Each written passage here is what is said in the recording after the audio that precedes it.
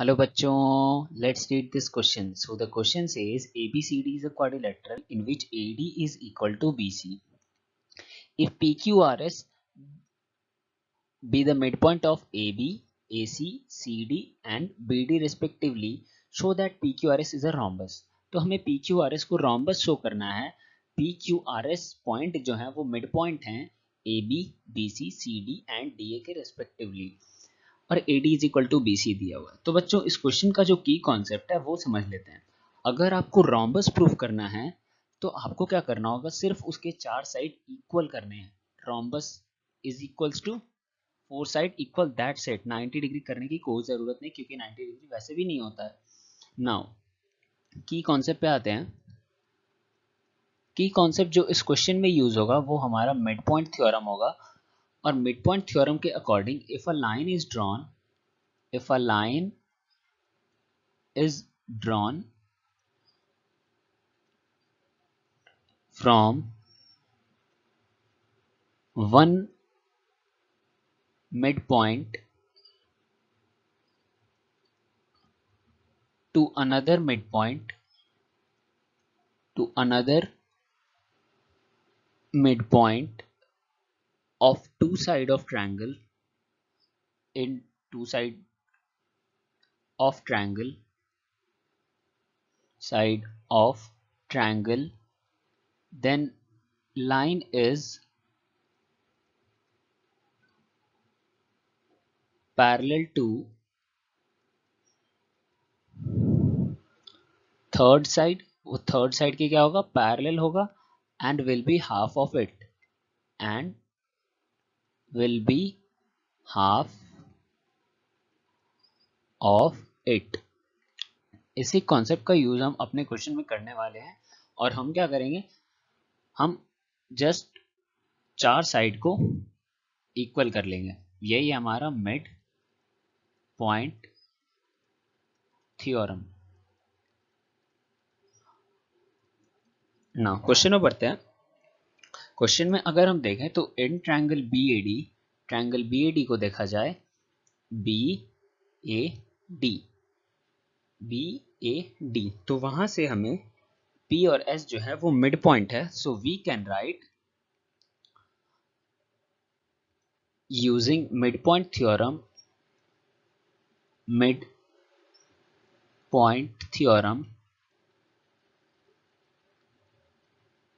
हम लोग क्या लिख सकते हैं, PS is parallel to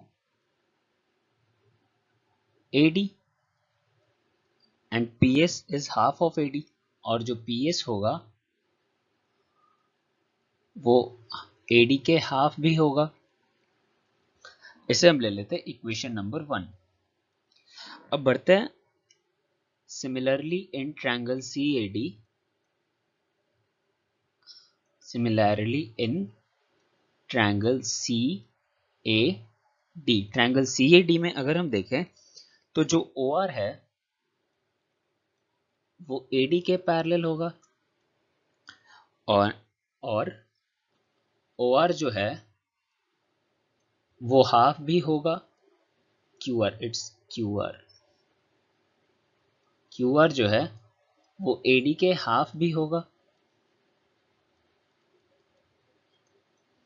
now यहां से हमारा इक्वेशन 1 और 2 से हम ये बोल सकते हैं PS एंड QR जो है वो इक्वल होंगी. Now from 1 and 2, from 1 and 2 हम क्या लिख सकते हैं, जो हमारा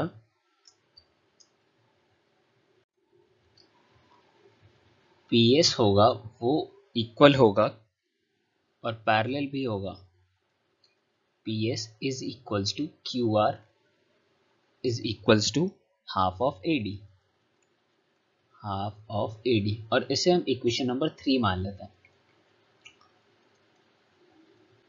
अगर हम आगे देखें तो ट्रायंगल BDC में, इन ट्रायंगल BDC में सेम कॉन्सेप्ट हम अप्लाई करें तो we get SR is parallel to BC, SR is parallel to BC and SR is half of BC.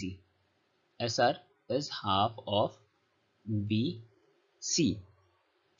इसे हम इक्वेशन नंबर 4 मान लेते हैं और अगले ट्रायंगल में देखते हैं। अगला ट्रायंगल कौन सा हमारा होगा? A B C.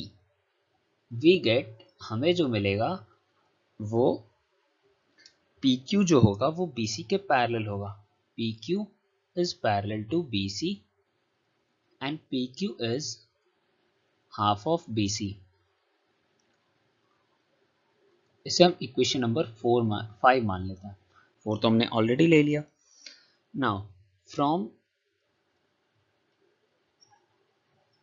4 and 5 हम क्या लिख सकते हैं? PQ is parallel to SR and PQ is equal to SR is equals to half of BC.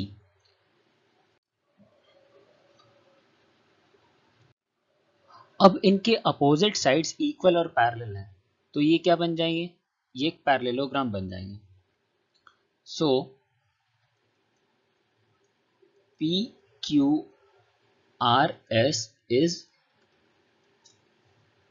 Parallelogram, मगर हमें क्या चाहिए था? रोम्बस। तो हम क्या यूज करेंगे? इसे हम इक्वेशन नंबर 6 ले लेते हैं। इट्स 6।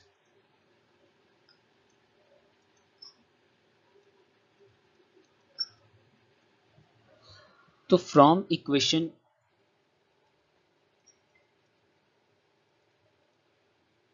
अबव हम लोग क्या जानते हैं? जो हमारा AD और BC था वो इक्वल था, तो हाफ ऑफ AD और हाफ ऑफ BC भी इक्वल होगा। तो इट मीन्स कि PQ is equal to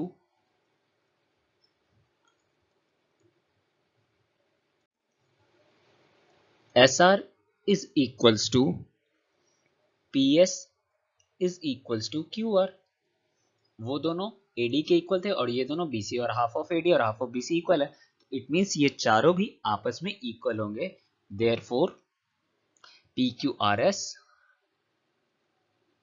is rhombus।